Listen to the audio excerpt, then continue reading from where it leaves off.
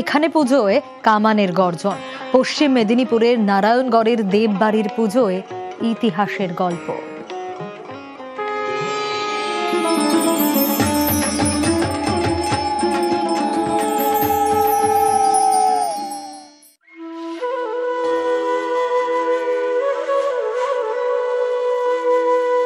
মাঝে বন্ধ ছিল পুজো, এবছর থেকে আবার শুরু হচ্ছে দশভূজা বন্দনা।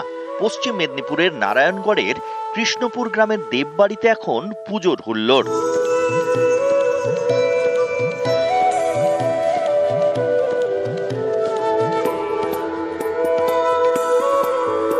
আমাদের এই পুজো 143 বছরের পুরানো। কামান দিকে আমাদের ঘটোত্তোলন হতো এবং এখানে 4 দিন ধরে প্রসাদ খাওয়ানো হতো। এই বছর থেকে মূর্তি পুজো চালু হলো। দেববাড়ির পুজোয় জড়িয়ে আছে ইতিহাসের গল্পগাথা।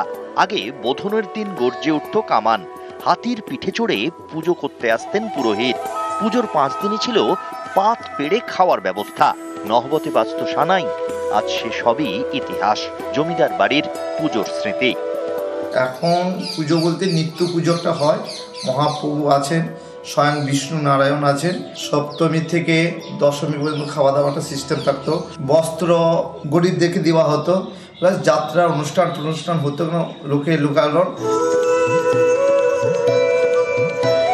তবে এবার একটু অন্যরকম আনন্দ। বহু বছর পর আবার পুজোর ঢাক বাজবে দেববাড়িতে, মনেও বাজছে পুজোর ঢাক। পশ্চিম মেদিনীপুর থেকে ক্যামেরায় মিহির জানার সঙ্গে শঙ্কর রায়, নিউজ 18 বাংলা।